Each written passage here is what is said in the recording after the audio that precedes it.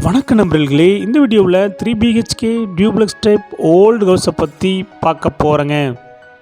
இந்த வீடு அமைஞ்ச லொக்கேஷன் கோயம்புத்தூர் மேட்டுப்பாளையம் ரோடு வீரவாண்டி பிரிவில் அமைஞ்சிருக்குங்க.